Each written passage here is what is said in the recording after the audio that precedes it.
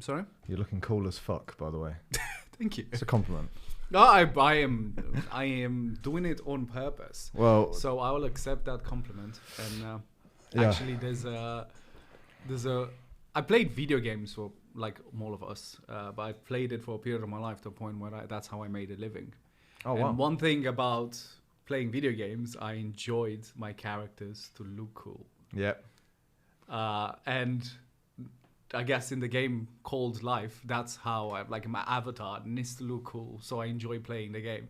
That's kind of what it is. Well, it's working, brother. I've got serious beard envy as well. Well, I appreciate that. You need to wrestle a bear. That's why Sure. I told you. Wrestle a bear. Come So- to the Transylvanian forest. Dude, this is a bit of a landmark episode for me. It's my 100th podcast episode, so I'm really Congratulations. thank you, man. That's I'm a really big glad. one. I'm really glad it's with you because you're a guy I've been looking forward to speaking with. You've got an interest. Thank you for having me again. It's a pleasure. Should we start with like on your Instagram? That's kind of it was James that put me in touch with you. So I love James, and whenever James says check this guy out, I get excited. So I'm like, he's going to be fucking cool. It's good people.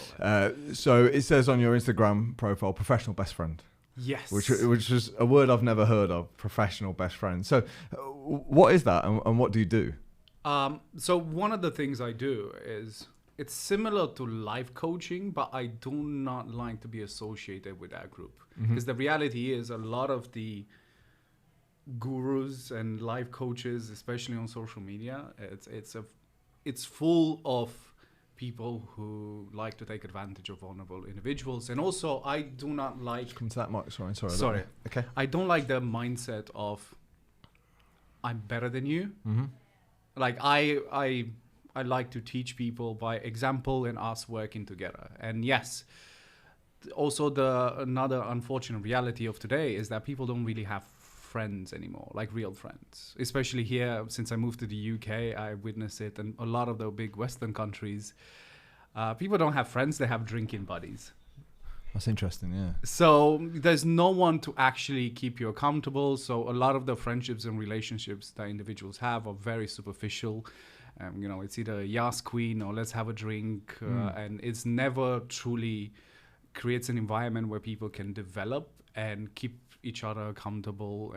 And yes, I do have a certain skill set and knowledge which kind of qualifies me to charge for my time so it's more the demand came first before the service. Okay. And it's kind of turned into I want it to be almost an equal partnership of us working on your problems together rather than me telling you what you need to do because biologically and psychologically all of us are different. So having an extensive set of tools, it's important. And because I'm patient zero, that's how I say it. Everything that I teach people, I look at the research, but also I test it out myself. So I see what the results are in order for me to be able to best help individuals. And the professional best friend part is my favorite part of what I do.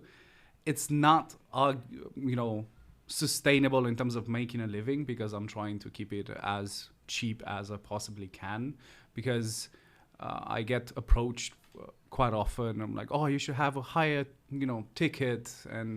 But the whole point is to get the people who need it to get the help and not to take advantage of vulnerable individuals. That's something I have issues with when it comes to a lot of the coaches online, but even when it comes to therapists. One joke that I use a lot is just remember, as long as your therapist has a rent and a car payment, you still have problems.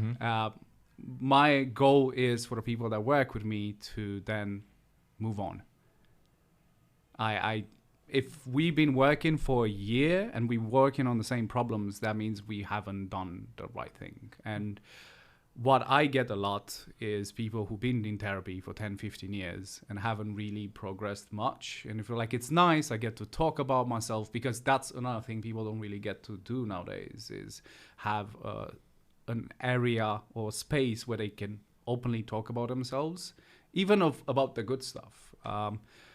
And that doesn't happen again. It goes back at most people just engage with each other around either work, alcohol, or I don't know, online, which is a very superficial space. And I think this affects men even more, because the male spaces where there's,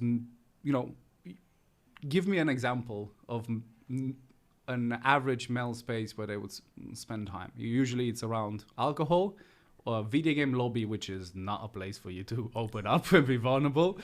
And at work, which again, you don't want to put yourself in that vulnerable position because you don't want to, shit where you work or whatever, Sure. where you eat. Yeah. So there's not that many spaces. In previous ages, you had a hunting party, you had something else that involved a group of men having the proximity for a while until conversations would naturally occur and people would get a chance to be vulnerable and help each other and whatever. Those spaces are very limited nowadays and that's what I'm trying to offer in a way to men and women, but it's very interesting. I can tell you that there is a difference of working with men and women. My first hour, every time when I work with men, it's so different because there's this constant challenge where it takes a bit of them testing me, my knowledge, my intentions before they can be comfortable enough to start working, which makes it sort of inefficient. And I tell some guys, I'm like, I don't mind you doing this. It's obvious what you're doing and I don't mind what you're doing. I'm going to answer all your questions and I'm, not a problem. But I'm just letting you know that if you do this with people in your life, with other guys, you started a competition trying to one-up me. And it's going to be very hard for anyone to then be invested into your well-being now when they're competing with you. So you have to pick. If you want us to work together on something, you kind of have to relax and trust me. And with women, it's a bit different, but in different ways where they are more open at talking to people. And this is something very fascinating because I run a men's group and I ask them how was your experience in therapy? Because most of them go to therapy as well. And the person on the other side, the therapist, determines the outcome of that person, which might be superficial. For example, majority of the guys would say if they find the therapist attractive, they can find it harder to open up, but they end up doing the work outside of the sessions because they're trying to impress the person. And it's a similar behavior when a man works with another man. Harder to open up, but keeps himself accountable to actually do the work. If the man doesn't find the therapist attractive, they find it way easier to open up, but they tend to not do the work in between. So it's a place for you to vent, but you don't really make any progress. And I found that quite fascinating because it shouldn't matter, but weirdly it does. And I see it because I'm perceived of how I look a certain way. I do see it in how women work with me, and sometimes I have to refuse or stop working with certain individuals because as soon as it crosses a boundary that I'm comfortable with and you just want to spend time with me and you're not interested in doing the work, I'm not interested in working with you because, as I said, for me, it's not necessarily about the money, because if it was the money, I would charge more. And if you're not willing to progress, I'm not getting any job satisfaction from this. I don't need validation. I want you to get better. So I think it's a very fascinating thing and potentially something to for people to have in the back of their head. I say it often, finding the right therapist or the first right person to work with you is a bit of a dating process, which also it's a bit messed up to think about, because one advice I would give people who want to start dating is to heal first. And when you are looking for a therapist or a coach or someone to work with, usually come from a vulnerable position that you need help. So going and dating seems a very dangerous proposition, but that is the reality. You're going to have to try to find someone that matches you, where you are comfortable enough to eventually open up, but uncomfortable enough to because you respect that person, for you to actually do the work in progress. Because it's very common that I see people 10, 15 years in therapy or other practices where they have the same problems. And I don't think that is how we should deal with, you know, a lot of the health, mental and physical issues. I would always want to aim at the solution. Even if it's permanent or not, doesn't really matter, but things should get better. A bit about me, I also worked in the pharmaceutical industry before I did this social media thing. And before that, I was a criminal for over a decade. So I've been a drug dealer and a bunch of other stuff. And it's relevant because when I ended up working in the pharmaceutical industry, I worked myself up the ranks. I started working in developmental oncology medication. So I worked at R&D, and we did small-scale manufacturing and managed a team, and it was all cool. But then when you get access to all of those R&D projects, and you see that a lot of the projects that have the potential to actually help people, they get scrapped because there's no money to be made in that. So a lot of the stuff that are being developed and worked on and manufactured are stuff that make money, not necessarily what's the best thing to help people. And that was really hard for me because I went into that space trying to help people. Like trying to cure cancer, making new oncology medication, essentially what it is. And realizing that now I'm more unethical than I was as a drug dealer. Because if I sell you cocaine, you're an adult, and that's the only person I worked with. So you know what you're getting. Like it's an illegal transaction, but it's an honest one. But if you go to a doctor and you get, for example, statins, right? Because your cholesterol. The reality is, if you look at the numbers for statins, is I think in 157 people need to take the medication to have one positive life-changing effect. Yet again, 50% of the people who take that medication have negative side effects. And those negative side effects usually get treated with more medication and more medication, where in most cases, what statins are being prescribed for could easily be replaced by lifestyle and diet changes. And that's the solution. And that doesn't really happen. I guess that's why I'm here now in trying to do this. And funny enough, maybe it's good that I'm going through this right now. I'm going through a bit of a depressive episode in the last week or so. And it started as depression starts. I had a great week before. I can't even justify it. And there's some things I can link it to. And it's this one conversation I had at one of these exclusive well-being events, where I had a conversation with 4 psychiatrists that are 10, 15 years in practice, working for private clinics, some big clinics in London and the UK. I'm going to name them, but well-off people. And what we had an amazing conversation is that they were promoting diet for treatment of bipolar, ADHD, depression, and so on. And that's where I'm at. I'm like, yes, so happy. I was so happy to have that conversation. And I realized I'm so happy to be part of this conversation because, these people I never finished high school. Mm-hmm. I was a street kid. I never finished high school. And now I get to talk with people with PhDs, and they're like, we're so happy that, we get to share this information. It's very cool and validating. And then the reality hit me. The reality is that these individuals, as much as this was amazing, you only get access to them if you're part of that 1%. Because getting diet help, which should be standard for everyone, it costs thousands through their programs to get that level of support. And that made me sad. And then what they said, and something that we all can't know is most doctors have limited to no nutritional knowledge, and the knowledge they have is outdated. And trying to make it a standard of care, there's a lot of pushback from entities because there's not that much money to be made in spending hours trying to, you know, teach people and keeping them accountable and all that.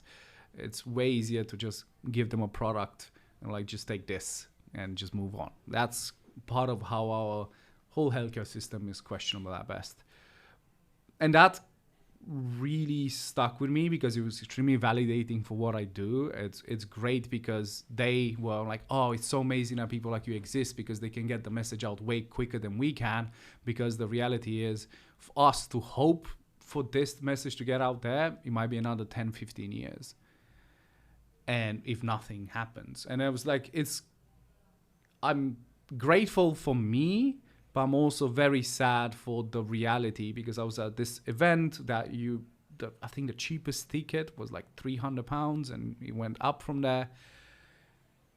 And the information there was amazing and a lot of things I knew. And as soon as you step outside, you only see almost the complete opposite in terms of what people are advised to do in terms of food and behaviors and so on. And I'm not trying to put a tinfoil hat on and be a conspiracy theorist, but it seems almost on purpose there is an interest in people staying sick. Mm-hmm. And that's, I guess, what I'm trying to do. I'm trying for whoever wants to listen to a random hairy man about, hey, a lot of the things that you're struggling with can be dealt with behavioral protocols and with, you know, diet and the occasional supplementation, especially because a lot of the foods that we get nowadays are voided of nutrients because of the soil and GMO nonsense. I don't want to go into that. And then as the last resort, or only in cases of emergency, that's when you go towards the pharmaceutical route. I'm not trying to be one of these. I'm like, you should never touch him, but it shouldn't be your first option. Or you use them as a bridge, especially with stuff for mental health, like antidepressants. Antidepressants are okay if you use them temporarily, which that's what they've been designed to do. They have been designed to be used for about 3 months to give you a bit of a break, because what it ultimately does, especially the most common ones, which is SSRIs, it messes up with your levels of serotonin. So you have more serotonin floating around. The role of serotonin is mostly in the gut for you to feel full, and that, you know, sense of being grateful for what you have and not wanting more, which is amazing as the natural process of the brain in order for you to take some break and appreciate what you have. But if you artificially increase serotonin in the brain for long periods of time, what it does is stunts your range of emotion. So nothing becomes exciting anymore, but nothing is stressful anymore. So you're kind of this perpetual state of whelmed, how I call it. You're not overwhelmed or underwhelmed, you're just whelmed. And unfortunately, that's the worst place for a lot of people to be, and I'm pretty sure you might agree. If you look, people who say I'm just fine or things are just okay are the ones that then don't have enough resource in them to make any changes, because things are okay, they're not bad enough. And I know a lot of people don't want to hear it, but you might be better long term if things were worse for you now. And from a neurobiological point of view, it makes a lot of sense how our brain works and how it's evolved. It makes a lot of sense. And us messing with it with artificial introduction of dopaminergic stuff, or even serotonin stuff, again, it can be useful for short periods of time, but then our brain has a tolerance for happiness. That's the reality. And if you try to maintain yourself artificially happy with chemicals, you will build that tolerance. So you're going to need more and more to the point where it's not going to work for you anymore. And if anyone done any recreational drugs that increases your levels of serotonin or dopamine, you know that the next few days are going to be very hard until your brain reaches homeostasis again. So with the antidepressant conversation, now I see a lot of people. I've been taking them for 20 years. I feel like I'm trapped in my own body, but also I have a Stockholm syndrome type of relationship with the medication because I don't know how it is, my life without them. And I tried antidepressants and I felt that. I lost the closest thing I had to a mother and I didn't care. And I was like, oh, this is weird. Like, this is not normal. Like, I want to feel the emotion. I want to be able to cry and, digest this emotion in order for me to celebrate the life of this amazing person. And I can't. My emotion goes up to here. And then I'm like, oh, I guess I can just move on with my life. I'm like, no, I need this in order for me to process it so I can move on. Otherwise, it's in the back of my head. And it was for 2 weeks until I stopped taking the medication and I went through the process and I finally had one of those cathartic, proper cries where I'm like, okay, now I feel like I've done fair by her by actually allowing myself to. And yeah, that was just a chemical, in lack of better words, I would call it a chemical gaslighting. Because you are lying to yourself that you don't feel those emotions. Your reality still sucks, but now you are gaslighting yourself with chemicals, telling yourself that it's better than it is. And again, temporarily is good for someone that goes through episodes of depression and you don't have a lot of support functions in place already for you to go through these episodes. Using them temporarily while you establish, proper routines, diet, exercises, and everything else to really put yourself back on your feet, great. But anything past that, the research doesn't show it's a good idea. And I'm looking at a lot of examples. People become just empty shells that are just, working ants with almost no range of emotion. Again, you might not feel sad, which is great, but you also don't get to feel happy or excited about stuff anymore. Yeah, that makes sense. I mean, you've said a lot there. So can we just go back and kind of unpack a little bit about how you got into drug dealing and what it was that moved you away from that? Because I think that's obviously an important part of your story. I guess it starts very early. I grew up without parents. My parents discarded me. And initially I lived with some foster families, and at the age of 5, my grandfather took me in, who was a known alcoholic. But there was no one else to take me in, and it was Romania, right after communism. Right, okay. Yeah. Right after the fall of communism, Yeah. they didn't really care. So he took me in. He was living with someone else, and he took me in for a paycheck. And when that paycheck was not enough, he would beat me and send me on the street to beg for money so he can continue drinking. So from the age of 6, 7, 8, and I ran away at 10, because the sexual, physical and emotional violence got a bit too much. And after I had one of a metal ladle broke on my back by his partner, and I took that broken handle and I stabbed her and I ran away. I'm like, I'm gonna die if I come back. So then I was homeless for a few weeks until someone found me, and then one of my uncles took me in, and so on. And then it was okay for a few years, and at 12 they got arrested and got into international drug trafficking charges. And I was faced at 14 with my guardian coming in and saying, like, you need to help out. Like, you are now the man of the house, or whatever you want to call it. And first, I tried the normal route of, trying to get a summer job, and I worked, and it was going okay. And then I had to go back to school. I'm like, I'm going to try to do school, but I also need to make money. And I started by, selling bootleg cigarettes and everything else, and then fake currency. And then I got access to some drugs, and there was a lot of money. And then by getting access to more drugs there was hard. So I started robbing drug dealers from different cities as just a kid who had nothing to lose. And then it kind of just escalated from there. And then I lived in United States, Germany, Norway, before I moved here to the UK. And everywhere I had a bit of an episode until I had to leave.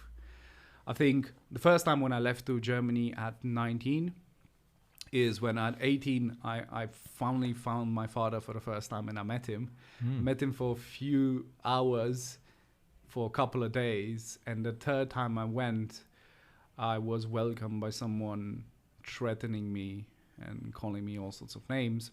I found out later on the line that my lovely mother reached out to them and asked for some money, and they thought I was in it and whatever. But then I'm like, I'm going to kill him. Because, 18-year-old. And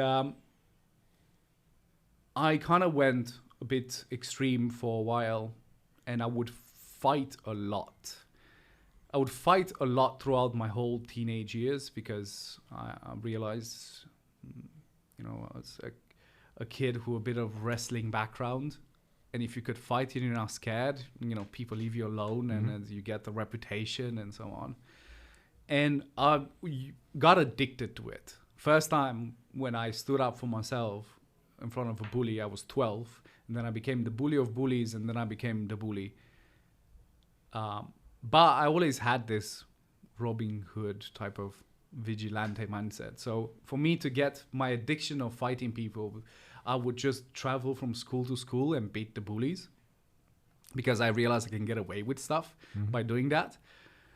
And after the thing that happened to my father, it got pretty bad, because I would just go out almost every night trying to find someone to fight. And this one particular case went to one of these gypsy places in Romania in front of it, because I knew that people drink and they would come out and someone would say something. And it was two of my friends came with me that day, and we got into a fight, and one of the guys had a large knife, and my friend got stabbed and he kind of died. Well, not kind of, he died in my lap while we were waiting for an ambulance. And I could still feel, even to this day, the warm blood going down my leg through the jeans. It's weirdly tattooed in my mind. And after that, I wanted to stop with the violence, so I went to Germany. I lived at a horse ranch for a while. I just looked after animals. But then I kind of got back, and it just started. When you don't have any examples of anything else, I kept changing environment, tried to change myself, and I kept going back to this, ended up in the same environment. In America, I happened the same. I went there with a job in mind, and I ended up smuggling stuff from Mexico to US and all sorts of nonsense. So what is stopped? I was 25. I was here in the UK, and it was going great. We're making like 20 grand a month with a bunch of stuff between drugs and credit card cloning and a bunch of other stuff. And I meet with someone I really love, which is, we'll call her my little sister. She's not my sister, but we grew up together for a period of my life. And she was not very happy where she was, and she was considering going into stripping to get away from the toxic environment that we were in. And I was like, that was the last bit of innocence left in me, was her. I was too far gone. But she was 18 or 19, and I knew her as a kid that had a lot of potential. And then I realized, and after I had a dinner with her and everything else, I tried to go back to my life, and I just couldn't. Because I was like, what's the point of this? Like, even if that's someone as innocent, now it's getting lost in this sauce. What's the point of this? And I started using a lot. I was using a lot anyway. And on New Year's, I rented a bar and tried to throw a massive party and tried to, overdose and kill myself by making it look like an accident, because I didn't want questions. I did it, but I woke up 3 days later. Maybe now that's why I have the long hair. I woke up 3 days later, And I don't really have a lot of information because of the circles I was in, and no one told me what happened. I took enough to take 3 people down. And I came back, and it was stuffed because my brain was fried in that first week after all those drugs and everything else, and just coming back from the dead. But I couldn't do what I was doing before. And if you think that being so low at attempting at killing yourself is bad, try surviving it. And then I'm like, you can't even do that. And the only way, it was 2 weeks of being kind of homeless around London, being like one of those crazy people. And the only way I could change things or accept things is if I accepted I killed a part of myself. I killed something. And that was, now I know who I killed. Because when I was a child, I created a persona to protect my inner child. And I was that persona for 12 years. To the point where I was that persona more than I had no idea who I was. Because I never had the intention of being a violent person or any of that. It was just, I was a product of my environment, and I was always trying my best to help people. But because of the environment, I was looking around with the crew of people that were in, and people were in their late 30s, 40s, doing this for 20 years and no intention of getting out. That was another, it was like, I'm like, this is cool now. Like, strippers, drugs, all the things. But I don't want to do this for the rest of my life. Oh, sorry. That's it. This ADHD fidgeting. Yeah. I don't want to do this for the rest of my life. And I wanted that change, but I didn't really see a way out. But now I was thinking of, my little sister, and I'm like, oh, great. I don't have to work on it. But all I want to do is give her the opportunity I never had to at least have an option. If she wants to go that route, she's free to do so, but I don't want her to feel forced. I don't want her to feel forced to do this. And that's kind of what happened. I had to, at the age of 25, after having this renegade life, I had to get my first ever job. And I remember when they asked me for a CV, and I had no idea what a CV is. And the only job that I accepted someone who never finished high school and no work history at the age of 25 was a warehouse job at night shift picking boxes. But I did that, and it was, it was a whole trip, the whole experience, because, I don't know, you go in from having almost unlimited power and resources to being minimum wage, working in the night. It takes something of you. But I wanted to be an example and help her. And doing that process, I felt something for the first time in many years. Because another thing that happened when I was 15, when I got arrested, they took me to a psychological evaluation for a few days, and I got my first diagnosis, and that was antisocial personality disorder. And this lady was explaining to me how I'm a sociopath, but with good intentions. And they put me on, I don't remember the medication, but I remember how it made me feel. It was similar to something like lithium. If anyone experienced that, there it's zombie. There is nothing. And I was like, I would rather die than do this. So I didn't accept, and I kind of just ignored the idea of, like, I didn't really even consider mental health. Mental health came back into the picture after the age of 35. I was like, you can't tell me I'm a sociopath. I know who I am. I just don't feel stuff. But now I know that the numbness, it's not an absence of feelings. It's all the feelings at once. So you can't distinguish what it is. You can't distinguish pain anymore. You can't distinguish grief. You can't even distinguish happiness. It's all kind of everything happening at once and having no regulation on your emotions. And that's something that, I just recently discovered, because it was, for me, great. I just felt I could pinpoint a feeling. Like I had a bit of, like Pinocchio. I'm a real boy. I feel something. And I think me helping other people for the first time in my life, gave me actually purpose of being around. And now I get to appreciate that, yes, if I tell my story, if I go into detail, it's a horrible story for people to hear, but I'm extremely grateful for it now. One, I'm extremely grateful for that little kid that was strong enough to survive all of that. And now I have a certain perspective that I can stop people from having to make this many mistakes and get ahead in terms of progress mentally, physically, emotionally, spiritually, whatever you want to call it. It doesn't really matter as long as you're moving forward. And I think that's kind of how we all happened. And I got working for a pharmaceutical industry because someone told me I couldn't. And that was enough. And I started there as a glorified cleaner, but they had me take a test to even enter the building. And it was an engineering, maths, and English test. And I scored pretty well.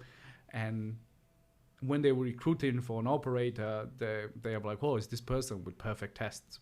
And they called me to the office to do the test again because they thought I cheated.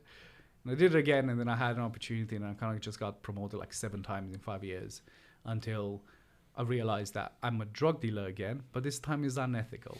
And I couldn't do it anymore. I didn't want to do it anymore. Arguably, of me being successful or managing a team of people with PhDs, I was like, nah, this is not it. And at the same time, I was engrossed in a lot of data around my ADHD and neurodivergency and the fact that 50% of the prison population is neurodivergent. So when people talk about systematic oppression and they look at skin color, which it's an interesting conversation, but really the diversity of thought and mind. And when you have 50% of people who just have a slightly different mind that can be harnessed in doing amazing things, but they never given the right environment for them to flourish.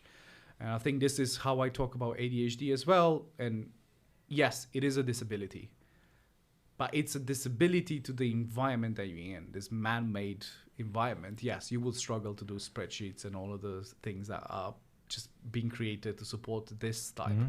But if you have an alternative brain, maybe you need an alternative lifestyle. And kind of adapt, because there's a lot of strength into it, and I know a lot of people call it, ADHD is a superpower. It can be in the right environment. So the way to treat it or manage it, it's not necessarily just put yourself on amphetamines for the rest of your life. It is an option and you should consider it. I'm not telling you what you should do, but maybe look at creating an environment where your brain can flourish. And one example that I give to people is huskies. You know the dog. Everyone knows the dog. Everyone knows they're beautiful. Also, everyone knows stories of them being destructive and loud. And the reality is, huskies have been bred for thousands of years in the harshest conditions in the world to be the hardest working dog possible. Because it's pretty blue eyes. You put it into a flat, and now it's so unstimulated that it's destructive. Are husky bad dogs, or you just put a husky into a flat? And that is how I look at the ADHD brain, because that's something I have, is yes, you are a husky. You need to be in the right environment where you can be amazing. And because if you try to squeeze yourself into a flat, you will not be stimulated enough and you will become destructive, self-destructive or destructive to the people around. And that is where now it's qualified as a disability. And that's why we have, so many people in prison and so many people dealing with addiction and homelessness who have this, neurodivergency. Yeah, I like that analogy. I've never heard that. And I'm suddenly starting to think now of a lot of kind of maybe middle-aged guys who are perhaps not challenging themselves enough. So they're, like you say, they're in their 4 walls at home. They haven't got anything to put that energy and focus on. So therefore, it only makes sense to go towards things that might be deemed destructive or increase boredom or alcohol or drugs, because that's the thing, that's the stimulant if we're not getting it from anywhere else. So I like that analogy. I've never heard of it. How did you start to, when you said you were feeling certain things but you didn't know what they were, and then all of a sudden you could feel a bit of pain, you could feel a bit of grief, like how did you get to that point? How did you start to understand yourself a bit better, where you were like, oh, I'm feeling this emotion, I know what it is now? Like, was that just organic? Was that through time, or did you go out and practice the art of knowing what you were feeling? I think one of the most important parts of it, and something that a lot of us are guilty of, I stopped running. Stopped running away from it. And if we look at emotion, there is a pattern, but if you run immediately to a dopaminergic practice like video games, Netflix, drugs, sex, alcohol, all of this kind of just distract you for a bit, which if you keep distracting us, it's hard for you to have a path. And I say this to a group of veterans, and I'm happy to be alive, because I told them that being trained and putting fancy ammo and guns and shooting a terrible country, it's not necessarily the bravest thing that you can do. And for me, one of the bravest things that a human can do, and that's all of us can do, is when something's wrong, start the journey of introspection, knowing that the best case scenario is to find yourself guilty. That's brave to me, because you start from a negative point knowing that you need to find yourself guilty. And that journey means that you have to feel them feelings. And in my case, I used someone else. I focused on someone else. So I did distract myself enough by focusing on someone else's growth, but it made me stay accountable. And it's something I use to this day. Is I have my partner, I have my community, I have all of those things. So as much as I want to give up, I can't give up so easily anymore, because it's no longer just about me. And this is where I can, because I'm going through this depressive episode right now, and some people are like, well, how were you depressed and here and talking and still moving and going to the gym? This is something that I developed recently, and I realized, and maybe I go a bit biblical with this, but hopefully it helps you understand.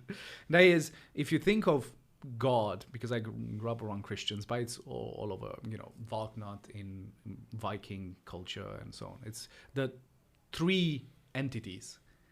I don't know if you went to a church when you're younger, I don't know. It's the God, Son, and Divine Spirit, right? And that's what makes the whole. It's three sides of it. And it's very similar to each individual, is the mind, body, and spirit. The body, it's obvious. It's your body, how you feel, your health. Your mind is your mental health and everything else. And your spirit is your connections to community, if you have a spiritual connection. But really, it is how other people experience you. That spirit is the energy that you leave behind to other people in your life. And yes, I think one of the worst things that has happened in today's society is, it almost seems manipulative, this conversation of separation between mind and body. I'm like, no, it's just your mind. Your body doesn't matter. And yes, you're just independent. You don't need anyone. Those are why we have such a big mental health problem. Because if you have the three pillars of mind, body, and spirit, one of them can fail and you still have two things that you can rely on. Because I'm looking after my body and I have a good community of people, the fact that my brain gives up on me for a while, it's way better than if I don't have a support function of people. I'm not really looking after my physical health enough. And then because of the dents in the hardware I gained because of trauma and just purely how my nature, I know these episodes come. It's always something that is behind me. But now that I can focus on my body and I can focus on a community, going through this period is so much easier. But yes, if you don't look after your body and you do not have a community, or your spirit is not there with people that are, rooting for you, and you're not responsible for them, when your mind gives up on you, you have nothing to rely on. You feel like, because you put so much value on your mind, and when that kind of gives up or needs a break, you have nothing else to fall back on. And that's where I would love people to come back to the simplest things.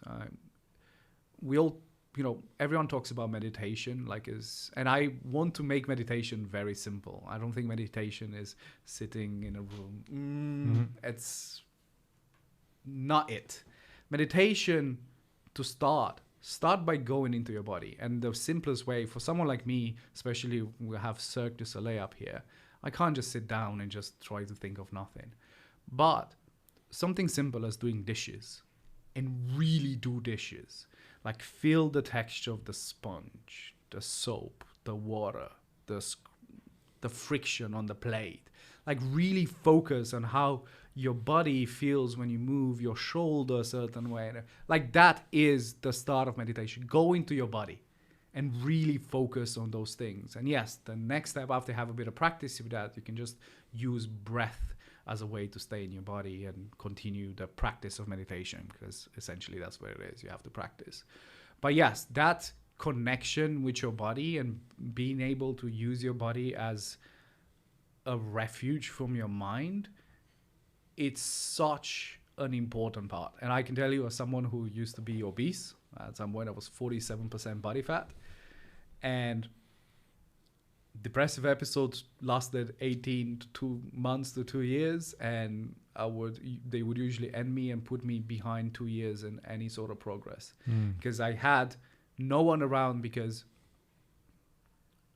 to be honest, I could only develop relationships in my life when I found a way to love myself.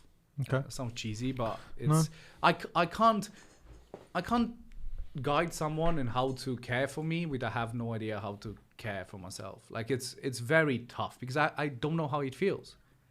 I don't know what's the right thing to experience. So when you have love for yourself, it's going to be way easier to enable others to love you too. Okay. And be in that space. Yeah, and that makes sense. So we've got body, we've got mind, we've got spirit. So when I'm thinking body, Sorin, I'm thinking, well, that's pretty easy to train, right? Let's put more nutritious food in our system. Let's start getting some fresh air, lifting some weights, whatever it is. Mind, I can think of some things straight away. The practice of meditation, like you've just said. Even things towards resilience, cold showers, whatever it is, things that are good for us. How does someone train spirit? So I hear what you're saying about community, but if there was a guy listening to this and he says, yeah, I've got my body in check, I do train my mind, but I feel like my spirit's lacking. Where would you suggest somebody starts training that? And how do we get better at that? Because this is probably an area that I'd go, I'm listening to everything you're saying. Spirit might be the thing I need to put more time and attention. And this is, I guess, especially when it comes to guys, and there's a lot of conversation around vulnerability. And especially in the alpha space, they're like, oh, don't be. I find it funny, because people in this space like to use a lot of animal analogies. Alpha, the leader of the pack, all of this. Give chimps and wolves as an example all the time. But only when it supports their... And when it comes to vulnerability, that's a very obvious example. Let's look at lions, right? Lions... very strong animal. A lot of people getting tattooed for masculine reasons. Not a problem. A lion feels comfortable taking a nap in the middle of the day in an open savanna. Sure. Which is the most vulnerable position to be in. Being vulnerable is the ultimate flex of strength. It's not a weakness in any shape or form. It's you being so confident in your strength that you can put yourself vulnerable in the empty plain, and a hyena, a half asleep lion has no issues with a hyena showing up. And that's what it is. Like, be able to put yourself, be vulnerable as a flex. And that's something that I see it in my social media when I open up about stuff, which is I do it just to normalize the conversation. And it was like, oh, you're so brave. I'm like, no, don't care. None of you can do anything about it. If you try to attack me of something that I gave you, you are just showing your own true colors. I'm fine, because I know that if you try to attack me with one of my vulnerability that I presented to you, it just shows where you are in life and how low you're willing to go to have a winning argument. So I don't really care. But yes, in terms of training your spirit, it is allowing yourself to be vulnerable. And especially with guys, find an environment where you get to hang out with other guys that there's no alcohol and it's not a video game lobby, and you'll find, oh, there's not that many things I do. Find something, find something that you enjoy, because if you're looking for a partner, you should look for similar value system. If you're looking for friends, you should look for similar interests, and similar values is just another bonus that becomes a best friend. And that is, look for stuff that you care. For example, I don't know, blacksmithing, right? You go and look for a blacksmithing course and you go and do that. Worst case scenario, you just learn for something new. That best case scenario, you are now around people who are like-minded, are trying to learn and exhibit, a hobby and everything else that's a bit more creative. And you're in proximity of people that have similar interests, and potentially conversations can spark and relationships can spark. Be involved into your community. Care for someone. Like, so much I hear that I was just like, oh, I'm independent, I don't need anyone, fuck everyone else. That's not how we function. We evolved as social creatures. And one of the best things that happened to me is realizing that if I'm responsible for other people, how much strength it gives me. Because it's no longer, it's so easy for me to give up on myself because no one's watching. But if I know that this person relies on me, even for moral support or to be an example, I now have a responsibility to be there. Because, and these things connect. Like, you will find the energy to be disciplined and look after your body if you have the spirit. Because if you go on any flight, they're going to tell you, put your oxygen mask on before start helping other people. So you can. The reality is, your good intentions alone have very little weight. You need to have a resource for you to give if you actually want to help. And that's another one you see in the social media. You have your 20 high school friends and then you post a black square and you think you changed the world. The reality is you haven't. You just did it to feel good about yourself. If you actually want to be able to help, you need to have some resources to give. Knowledge, be able to be there for people, or have money or whatever resources. You need to have something to give.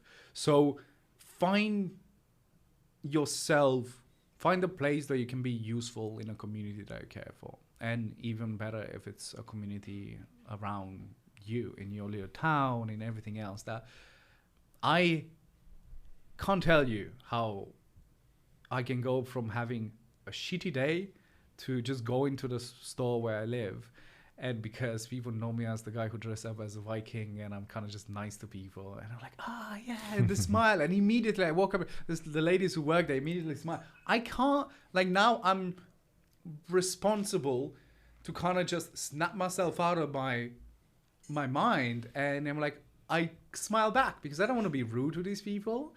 And because I smile back and it's contagious, 2 people smiled at me and that's it. And whenever I don't smile, there will always be someone that comes and like, hey, are you okay? Do you need anything? Because I do the same. And so it becomes a trail wherever you go in your environment where people are willing to reach out and you don't feel alone. I think one of the biggest issues when it comes to mental health, in my experience and in a lot of people's experience, is you tend to feel very alone there. But I think that, especially the fact that I work with a lot of people with ADHD, until they get the diagnosis, the worst part, yes, all of the symptoms are bad in their own way. But the worst one is feeling alien and alone, and they have no one has your back. So if you manage to get yourself invested, and you because relationships are investment, you have to put something before you cash anything in. And it comes from finding something that you can be part of your community, potentially do something online, do something for other people, and weirdly you end up doing a lot for you. Even if you don't expect anything in return. That's another one that you need to disconnect yourself from the outcome. As a society, as individuals, we need to reward effort, not outcome. I agree because outcome has a RNG effect, gamer talk. Like there's a randomness to the outcome. It can be luck, it can be unluck, and I don't think we should reward ourselves or punish ourselves just on the outcome, and we should reward ourselves on the effort. And as long as you put the effort in, trust me, people would appreciate it. I'm pretty sure you worked with someone that was not the smartest or anything else, but they showed up and they were nice, and you would have done anything for them to be fine. Yep.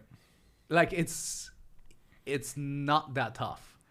But yes, you need to show up, and the first part of it is get over yourself. You don't matter as much, and just I'm like, hey, how can I help? You don't know any better, and even if it's something simple, you're not better than anything else. Especially one thing I'm witnessing now because of having a couple of social media followers. A lot of people are very weird about it, and they expect me to no longer just be a normal human being. I was like, it doesn't matter. Sure. I'm happy that I get the approval of a bunch of people, but it doesn't really matter. So when I will go and lift the things off the floor equally with you, and it's just for me it's not that deep. But the most simplest things that you do, if you do it as someone who has resources and power, it feels like the biggest compliment for the people around it. So yes, 100% you should develop yourself physically, mentally, resource-wise, and then act normal. And that's enough. So, this vulnerability that's spoken of so much now, especially in mental health, right? It's the thing we're encouraging men to do. Here's what I'd argue. You can be really vulnerable right now, right? But that's because I would see you as a tough individual. So your upbringing, for example, you had to really be a tough kid and a tough adult to get out of that. So you've kind of had this terrible start in life where you're like, if I can survive that, I can survive anything. So you can be vulnerable now and go, do you know what? I can handle shit. The problem is, I think we're encouraging people to be vulnerable who haven't got any mental toughness. They don't know. They're not certain they can pick themselves up off the canvas. So they're not willing to be vulnerable. And I have this debate with mental health experts all the time. I'm like, there's real gold in discipline, working hard, putting yourself in positions where you will be tested, because then you can become more vulnerable because you're like, I can handle shit. 1,000%. Yeah, if you sit at home and play computer games and don't do anything, you've never been tested. Of course you're going to have doubts. Of course you're never going to want to be vulnerable. So I think, but this is the thing that gets missed a lot. It's like, it's hard work to become vulnerable. You can't just be vulnerable. You've got to be, and I'll be okay. You've got to add that on the end. Oh, I want to make sure that I was clear when I said vulnerability is the ultimate show of strength. You did. You need to be strong. Sure. Yeah. Which gets missed though, doesn't it? Sorry, yeah, it is. It's just, I'm just trying to make sure that it's not showing weakness. It's showing strength. Yeah. That your wolf that you have in your house, the fact that it puts its belly for you to rub, it shows you its most vulnerable place because it trusts you and trusts that you wouldn't hurt him. Because what I'm trying to say, even in nature, animals only show their teeth and try to look big when they're scared. And that's one message to these guys, that like focus on becoming strong, not looking strong. Like actually being strong. Because if I see you trying to like flex and look mean mug, I know you're scared. That's why you are that. Because I have background in, a bit of fighting and everything else, and I have my scars to show that I've been through a few fights. And I'm not interested in fighting at all. I don't need to threaten anyone. If it happens, I'm ready for it. And you should stay ready for it. But outside of that, all I'm saying is I want people to be more vulnerable. And that means I want people to be strong to enable this vulnerability. Because yes, vulnerability will unlock a new stage of growth for you. Because now I can be vulnerable with my partner with some things, and now she can support me to continue to grow. And that's what it is. It's, I'm strong and you're strong too, but lifting a sofa by yourself, it's tough but lifting it with two people, it becomes really easy. You don't need to be very strong to lift the sofa with two people. And that's what it is. Vulnerability, it enables you to get support. But first, you need to develop the resilience in order for you to know that if someone's willing to take advantage of that vulnerability, one, you need to have the mental strength to separate yourself from that outcome. You made the effort to be vulnerable, which is an effort. The outcome, and that you should celebrate yourself. The outcome, it's no longer in your hand. And if that person decides to try to take advantage of it, that's great news for you because they just showed you their intentions. I'm like, that means I don't have to invest time into this person anymore. I can move on. Like, for me, it's a benefit when someone tries it. I'm like, go ahead. Yeah, it sucks because I potentially invested something in you, but I lost a lot of stuff in my life. It's not that deep. But yes, I completely agree. We should be physically, mentally strong. And spiritually too, because going back at the alpha conversation, the alpha chimp is not the one that can beat everyone up. Is the one that can maintain the most relationships within the group. Because 3 chimps can rip apart any big chimp. And that is one of those things where you have to pick. And you need to be strong by yourself, but also be useful for your community so people stand behind you, and then you're really strong. And then it's easy when your mind gives, because I'm like, yeah, I can be vulnerable. I can sleep in the middle of the day because none of these hyenas can't do shit to me. So let's say we've got a guy listening to this who's a gym goer, right? And he's in decent shape, but he's saying, do you know what, Sorin? I'm physically strong, but like I'm not willing to be vulnerable because I don't know if I've got the strength to pick myself up from what could potentially happen by me doing that. How would you? What route would you go down with that guy? Like how would you help him increase his tolerance and strength to be vulnerable? But that's increased confidence, is what you're saying. You have the confidence to be vulnerable, right? Yes, be willing, because in your inner self, you know that you can pick yourself up. So you've had your experience, right? You've had a real rough experience that's made you probably so much stronger than most individuals. For the guy who hasn't had that, who just says, I want to be more vulnerable, but I don't know if I could pick myself up if my girlfriend cheated on me, for example. I don't know if I've got it in me. I don't know if I'll recover. So therefore, I'm not willing to be vulnerable. I'm going to try and control everything I can in the hope that she won't, which is not good, right? So how do we help people become more vulnerable by putting strength at the forefront? How can we help people with that? That's why I wanted to go towards confidence, because having a confidence means usually is linked with competence, unless it's narcissism, which is a different beast.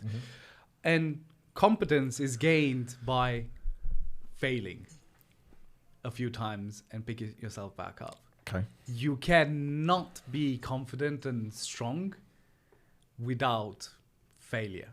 Like, it's delusional.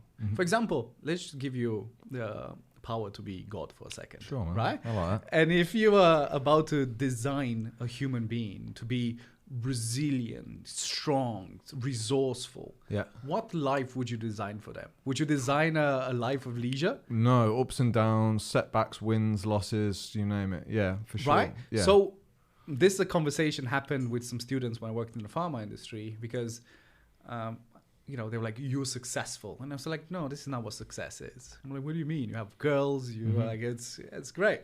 And no. And obviously, we're like, how do you define success? So now I have a definition because I had to come up with one. And that is, success is the ability to choose your own problems. Because ultimately, our brain, how we evolved as problem solvers. We will not have, there's never a moment for a long enough time where you don't have problems. This is not how we are designed. We will, if you don't pick your own problems, the universe will pick them for you. For sure, I believe that. The worst moments of life are when problems are picked for you and they're not within your circle of influence to do anything about. So then it's just torture. So you need to choose some of these problems. You need to choose some of the stresses. Oh, you are scared that you can't maintain your peace, and you have anger issues, or you have anxiety when you go into. Start practicing with a cold shower. Go into an ice bath, because if you manage to regulate your heartbeat and your breathing when you're in that shock. When you have the shock of anger or an anxiety attack, which is very similar on your heart, like, just need to focus on my breath and get myself back. And now I can, because if you're constant sympathetic nervous system, fight and flight, all your decision making is instant gratification to just get yourself out because you're scared. If you manage to have a switch by practice and go into a parasympathetic nervous system and separate yourself from that situation, then you can be a visionary and make decisions that will support you long term. So yes, you go to the gym. Usually it's a very good place. Like, how hard do you train? Do you get yourself to that point? And then yes, I do stuff like a cold shower. It's a very, good start for you to just, yes, there's all of this dopamine and recovery benefits. But I think one of the biggest benefits of the cold is getting yourself comfortable with like these moments of panic. And I'm like, if you can go into an ice bath and within 5 seconds you can have a regular heartbeat and you can breathe normally, how do you think that someone is going to piss you off and you're going to lose your cool? No, like, it becomes familiar. I'm like, I know this feeling. And you need to practice. And yeah, you can practice indoors, and sometimes you will have to practice in real life and take some losses. But it's fine, because I guess you get some cool scars, and people like you for them. So it's, in a way, you shouldn't be so afraid of dying that you stop living. Just staying alive is kind of pointless. Like, you need to live life, and in order to live life, I can tell you that some of the most alive moments I had were also the most terrifying, but also the ones that have taught me the most. I can say something that it's going to piss off a lot of people, and that is, being depressed and wallowing it is a privilege. And I learned this while being homeless, because I wanted to be depressed, but also I was hungry and I was scared for my life, because I couldn't, sleeping outdoors, and I was scared that someone's going to stab me or rob me or whatever. So I didn't have time to just wallow and cry about my situation. I needed to go, steal some fruit from a shop and try to find my way out of that situation. So that's why I'm saying some of the worst places that you can be at is where things are just fine. You might benefit from things being a bit worse for you. So would you encourage someone to actively move towards worse if they're okay? Because this is the thing that constantly comes up. The guys in the middle that are okay, they're not going to move, right, unless things get bad. So would you actively encourage them to make their life less comfortable so that they need to move? Whether that's with finance, like get rid of your finances and make yourself on the borderline of like, I've got no money. Yeah. Would you encourage someone to actively choose your problems? Yeah. That's success. Choose your problems. Last week, example for me, I took the decision on Thursday evening to go walk a marathon. I ended up walking 52,000 steps, like 40 kilometers, to go towards London from where I lived. Just as I want to see if I can do it. I changed my schedule around. Well, like it's going to give me an opportunity to think, and I want to see like an MOT for my body if I could do this. And there's no real point to it. And, like, what do you mean? I'm like, it was great, because 4 or 5 hours in, I'm like, oh, this started hurting. But a year ago, when I had my sciatic nerve, would hurt after half an hour. But now I've done my stretches, I've seen the progress. But also I started noticing things I can continue to work on. I would not know that I need to work on this a bit more or whatever. Or where, also I felt great for being able to do that, because the confidence I have, little things, knowing that I can walk 40 kilometers in a day on a day's notice, no training, nothing. I have a very arthritic knee, so I can't run. So my knee is 85 and I still managed to do that distance. And I was like, and, to the Davy Goggins, I had that moment of looking at my phone 5 hours in when I was limping. And I looking at my phone, it was the train station like 10 minutes away. And then I had another 2 hours and 17 minutes to go. And then weirdly, I had like, who's gonna carry the boats? I love that. And it was in a way, I started immediately smiling, and with the pain, didn't matter. I kind of just smiled my way to the finish, because I'm like, I know, because I saw the ghost of 1,000 people in that moment, and I know that only about 4 of them would have moved past that point. And I was like, this is what makes me different, is that I know many people would have given up by now in this situation, and many people would have given up, like how convenient it is to give up. I have no one watching me, no one's checking on me. This is something I set for myself. And the level of confidence I have just purely by just walking that distance, I'm like, I can do it, and I can surpass that level of pain with my mind. How many men do you think have got that feeling?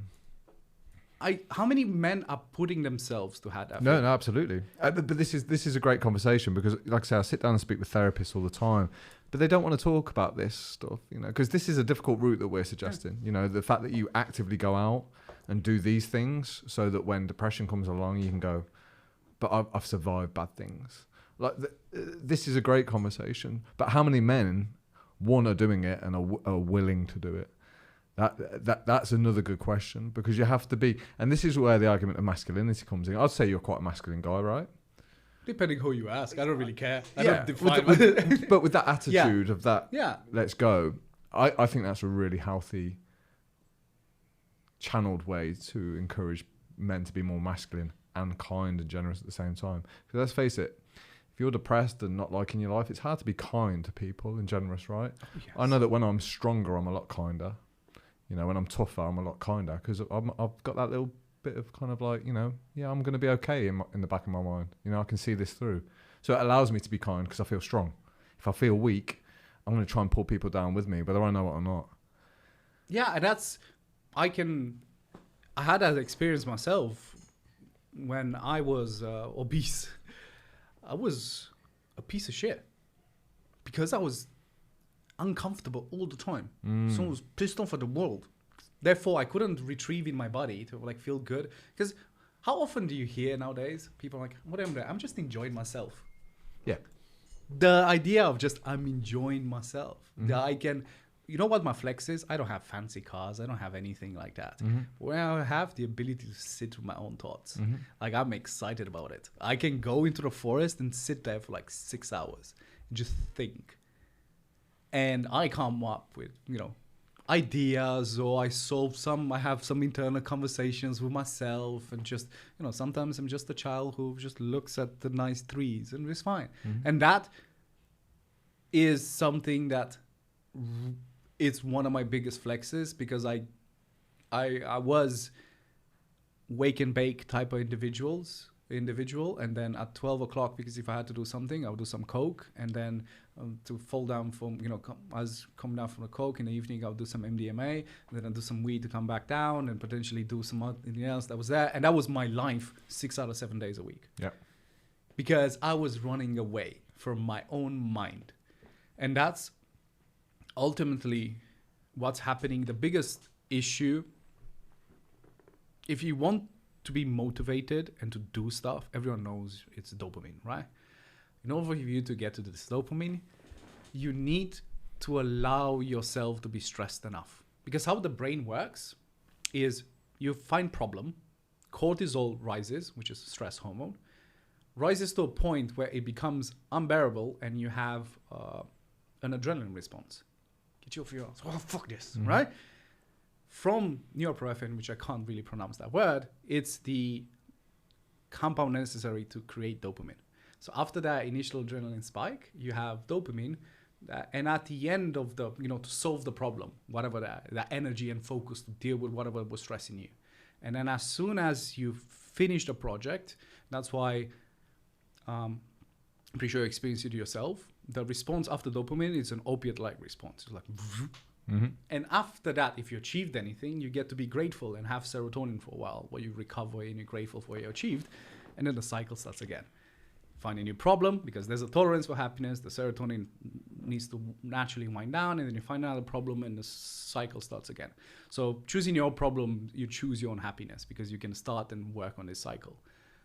The issue we're having is people they're so scared of the discomfort of the cortisol and the stress that they don't allow themselves to get stressed enough to get the natural reaction and get the focus and everything else. They run away to a dopaminergic practice: food, alcohol, video games, Netflix, porn, whatever. And when you finish that, yes, you have like a dopamine drip while you do it. But when you exit it, there's no serotonin for you because you haven't achieved anything. All you have is now some added resentment. And you do this a few times, and then anxiety kicks in because you have disappointed yourself so many times to the point where now you don't even want to start tackling a problem anymore because you haven't trained your mind that you can actually do something about it, because you never do anything about it because you run away. So now you have the anxiety of like, oh, maybe I'm not doing things. I need to do things. Oh, I need to make sure I have everything. Oh, so you don't do anything. And if you don't do anything and you keep not doing anything, that's what eventually depression is, because you lose confidence and trust in yourself. I'm like, oh, there's no hope. What's the point? I never achieved anything. Not knowing that this is something that you have done to yourself because you kept running away from the shit that was stressing you. And like, you have to pick your stresses. You have to pick your battles. If you let the universe, and I think I have two rules for life. One of them is the 51% rule, which is something I developed. I was researching how people make money legally. And the concept of compound interest kept showing up. Sure. And then I was like, I don't know if I care so much about money anymore, because that kind of killed me a few times. So, but it's a very good concept, and I'm going to apply it for kindness. So every interaction I do and every relationships I have, I try to put that 1% more that I'm taking. But the price for that is that I keep people accountable for the same thing. So if you mostly bring negativity into my life, and over a period of time, not just one time, obviously, I will have to remove you, because compounding, that negativity keeps adding up. And I don't want to store that. I want people that are interested in growing themselves or trying to give more as well. And then we can all grow together. And it's tough, because when you realize and you look at your life, you might find yourself that the people who are not meeting the 51% criteria, a lot of your relatives and friends that you've known for 15, 20 years. And that's tough, because, the sunk cost fallacy, where people struggle to give away stuff that they have a lot of investment in. But sometimes you have to accept that you lose some. Some investments don't pay out, and you need to exit. You don't go like, one of the worst things in gambling is when people lose and I'm like, no, just sell the house. I can win this time. I'm like, no, cut your losses early, because that is ultimately a very toxic relationship. And usually you see it in people's romantic relationships, where they have an abusive situation and they have 7 more relationships with the same abusive dynamic. And we're like, oh, why does this keep happening to me? I'm like, you have the same relationship with 7 different people, because our brain has this, because we think we're smart, we have this inclination. If something happens that doesn't really make sense, you keep putting yourself in that environment in hopes that you can fix it and change the outcome, because you're unhappy with the outcome of the first one. You need to let some things go. Sometimes some things can't be explained, and it's fine. You can move on. And the second rule is focus your energy on a circle of influence. I know there's a lot of problems in the world. There's a lot of problems in a country.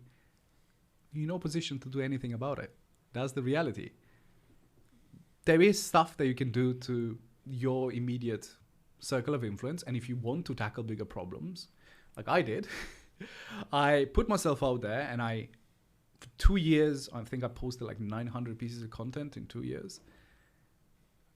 And I had no return until recently, because I'm like, I want to be part of the solution, not the problem. So I'm just gonna do it. I don't really care for anything. And now when people, I'm like, oh, you have followers and benefits or whatever.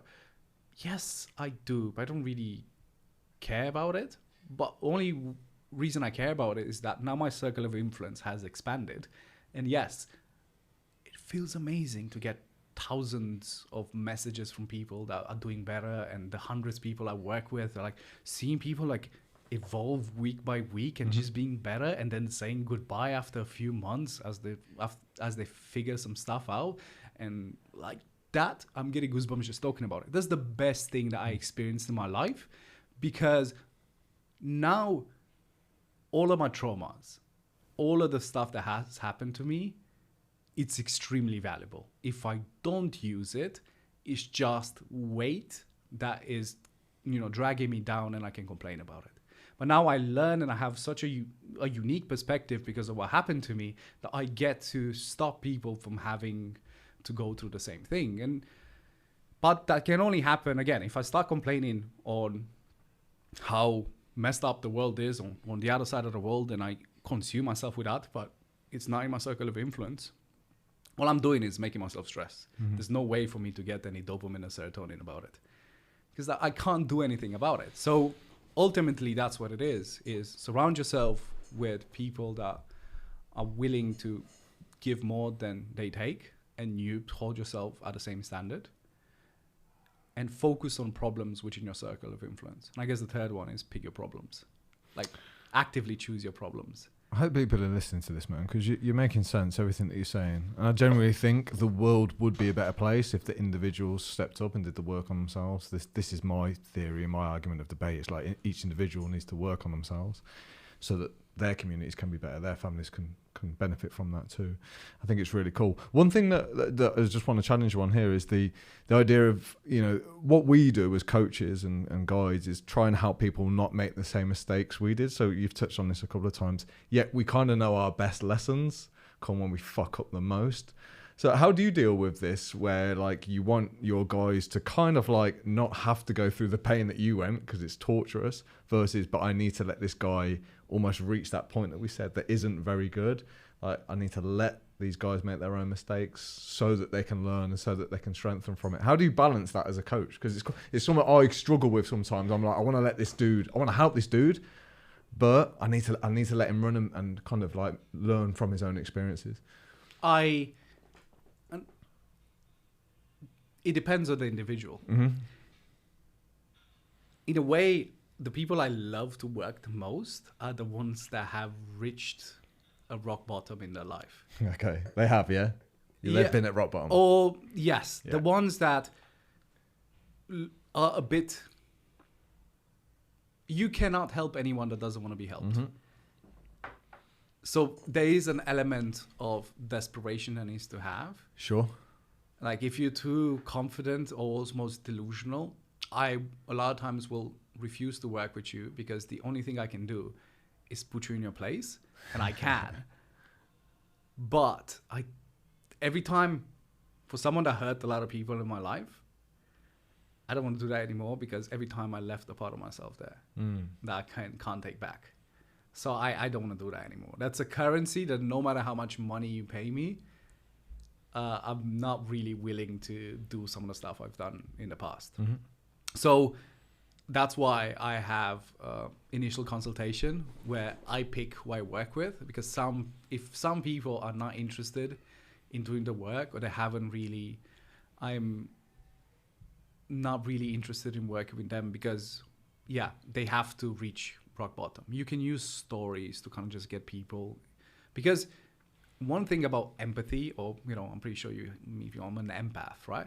What that is, and it's an adaptation to trauma, is you lived, or you were in a very stressful environment, and you become hyper aware of other people's body language and language changes and everything else, because it allows you to predict danger. So I'm one of those because of my environment, and I know what it is. I'm not some sort of magician. So when someone tells me a story, I can, as you talk to me about something, I play a movie where I'm you. So I have a similar perspective as much as possible, so I can come from an equal playing field with you. But yes, if you are not there yet, where you can, you haven't really experienced much, and you just want to wing it, I have to humble you. And usually, sometimes it works. It works with something as simple as an ice bath. Okay, let's do, because if someone, it's easy to help people that want to be helped, and usually in a lot of cases, the first week I work with people, I'm just giving them a 20-minute morning routine. Mm-hmm. If you're willing to do that for 7 days, then we could talk. Sure. If you're not willing and you're looking to find excuses, I will separate myself from that situation, because as I said, it's not a money-making scheme, and because there's a lot of people out there that want to change. Yes, some of the stuff I wish people wouldn't have to experience, but some of the stuff they need to experience. I have people in my life where I saw them making bad decisions, and I allow it because I'm like, oh, this is going to be a great learning opportunity, and you're not going to do any real permanent damage. For sure, yeah. I mean, that makes sense. I mean, would I wish any youngster to go through what you went through? No, and as a society, we try and make sure that doesn't happen, but one of the reasons you're so fucking cool is because of everything that you've been through, right? And the reason why you're sat here, it's like it's all lined up for you. So it's kind of like, well, I wouldn't want you not to go through that now, because then you wouldn't be the Sorin that you are today. Yes, but this is something I have an issue with, and that's why I kind of rarely talk about my past, because I know it's very impactful for people, but I don't want you to think that I'm an exception. I somehow survived this. I somehow survived this, and I have a lot of people that didn't. And less happened to them and they didn't. And I wouldn't. That's why I don't want to glorify it. I'm like, oh, I can do this and then still like kind of be cool. The reality is most people don't really make it out of here. And the people that make it, yes, they can then flex and, you know, go on podcasts and like tell people. But yes, build momentum with dealing with stuff. Again, that's why I wish someone would tell you can just pick problems, because all I did is run away from problems because I had them, and then I ran away from them, which ended up me in bigger problems. So if one thing that I could tell my younger self is, pick some of your own problems, man. Like, just stop letting everyone else pick in your problems. Because you think there's not going to be any problems, there will always be. I never met one person in the 5 countries I lived in and everything else that has no problems. I lived with royalty in Norway. From being homeless a few months prior, ended up living in royalty. You know, it was a ridiculous story, it was one of the best experiences for me, because I was there for a year and I was like, oh, they're not happy, and they're very scared because of all of this money they have, and they have no relationships because they can't trust anyone, and they just kind of navigate between, you know, chemicals that they take to feel a bit better and things that they buy, but it's mostly kind of just. It's not great. Yes, they don't have the problems I had, but I have a different set of problems. And as I kind of worked with people with a bunch of money, I used to hate them. I hate privileged people because I was not one of them. And I was like, oh, it's unfair. And then I realized that they have a struggle that is tough. And that is, no matter what they do, they will never get credit for it. And if you give us an example, if you have 2 people, one of them has 10 million pounds and one of them has 0, and at the end of the year, both of them make $1 million. You're going to hate the guy that now has 11 million, but the other guy who just made $1 million is to be celebrated. Absolutely. And I think this is kind of the ethos of my whole thing, is your struggle is your superpower. The further back you start and you are, the more impressive any progress you make. And I can acknowledge that now, how my circumstances, as messed up as they are, have put me in a place where I can have a conversation with you and sound impressive, despite of it, depending who you ask, being kind of mediocre if I started from middle class. And that's one of those where people focus on the negative stuff, you know, the diagnosis or the fact that they don't come from privilege, and they try to use it as a constant justification of why they can't do anything. I'm petty. I want to prove the parents that abandoned me. I want to prove everyone else that doubted me because my best revenge is having a great life. And not a great life where I'm actually, because it's, especially on the era of social media where people just, wear fancy clothes and try to show off stuff, how good they do it. I'm like, no, I actually don't care. And I have like people, I'm wearing my own merch all the time. It's cheap. Nice, man. Yeah. And that, it gave me so much fuel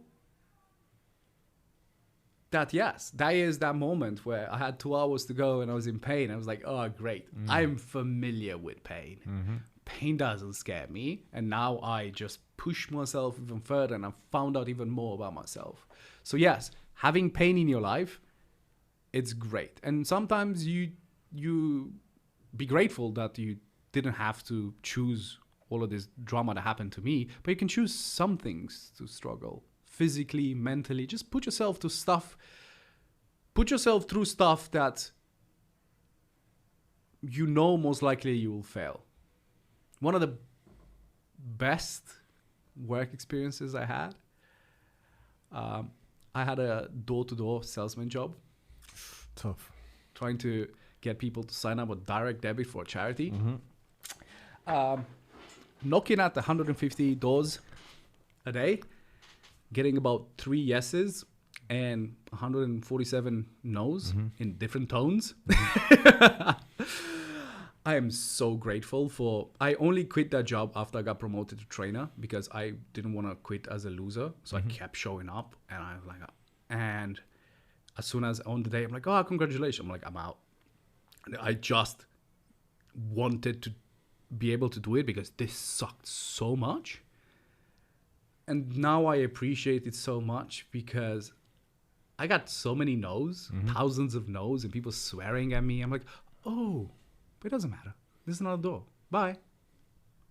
I'll find someone. And I think that was something that I wanted to quit from day one. I was a chubby guy with poor English, and the people who were making money in that place were like young, beautiful girl with, cute and whatever. Yeah. Like, imagine getting this into your house and inviting him to then sign a direct debit. I know it looks dodgy. Like, I'm fully aware of it now. I was just trying to find a job that would get me, okay? So I understand my chances of success were low, but that was great because it was torture. But it was a torture that it couldn't kill me. Like, right? Like, yes, there's a risk, but there's a risk in anything, right? You can walk down the road and someone. So outside of just getting some no's and people some swearing at you, and we're like, okay. And then you realize that those words mean nothing. So you just move and there's another door. There's another opportunity. You just have to, like, if you allow the first 3 no's and someone saying something and then you kind of go and sob, there was no salary to that. It was just commission.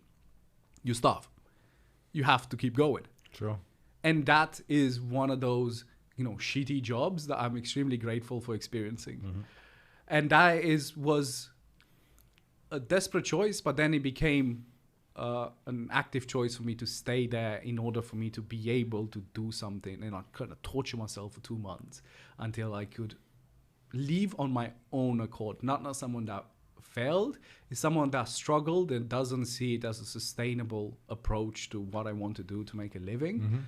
But I wanted to prove myself that getting all of those no's, it was healing, especially from a background of being a fancy criminal where everyone's scared of you and everyone says no. It says yes.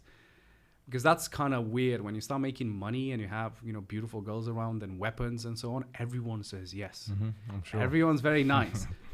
It's not the best thing for you. And I think one of the worst things that, a lot of the parents nowadays do, I'm like, yeah, you're great. You're amazing the way you are. You can do anything. I'm like, in a way, it's good. But if you don't allow them to fail, they're not going to be anything. Like, you kind of protect them. And I see a lot of young adults that have no resilience because they haven't really failed. And yes, you don't have to have very ridiculous circumstances, but you can pick some struggles.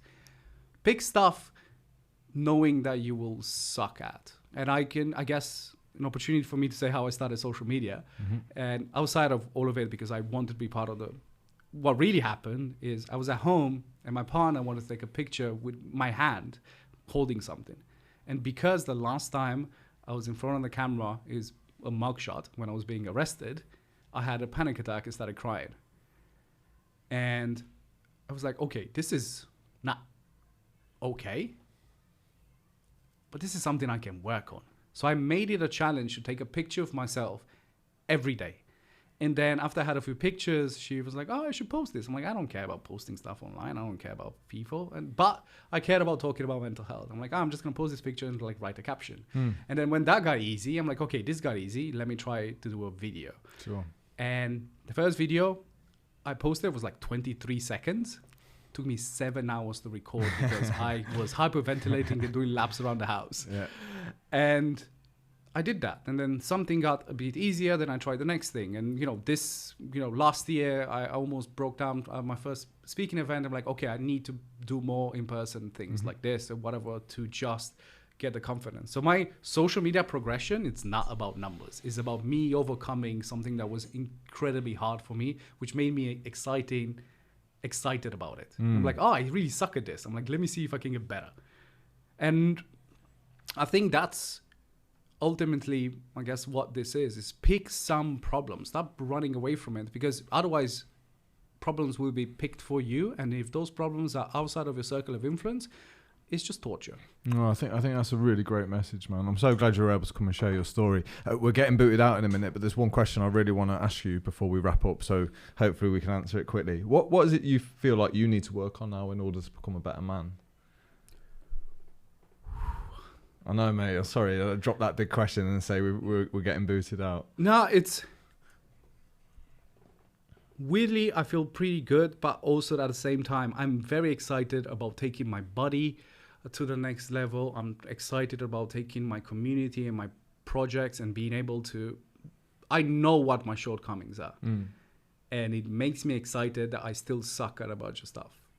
And that's what I'm going towards. I'm trying to create a space, through like Fundamental, the brand I have. Yes, we do hair oils and merch, but the goal is to raise money to invest into making mental health support available for more people. I want to create a space where people can connect with nature and have conversations, again, outside of alcohol, outside of anything. Just have some conversation. Don't feel alone in your misery. Because everyone, on the internet and in bars, everyone seems to be doing great. But reality is, the numbers don't show that.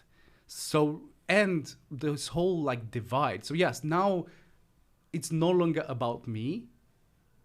And I picked a problem that's big enough that's going to keep me most likely focused for the rest of my life, which is great. I will continue to work on myself because it's going to allow me to have more resources to give to others.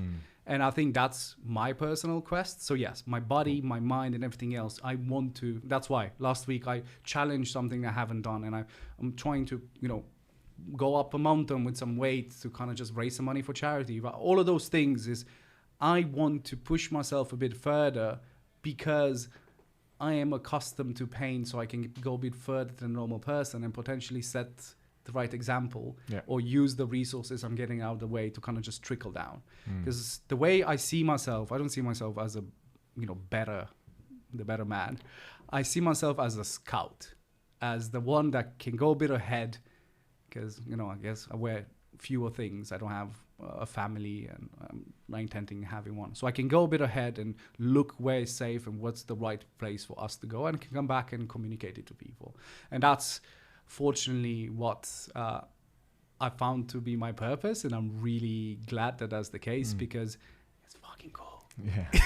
Well, listen, brother, thanks so much for sharing your story, man. I found that so interesting. I could listen to you all day. Thank you for having me, man. Very cool character, and I hope people listen, because you've got a lot to give, man. So thank you. Thank you for having me, and hopefully, I don't know. Hopefully, if there's one thing, it's just pick your problems. I love that. Pick your problems. That's my new motto. Man, thank you. Sorin, you're the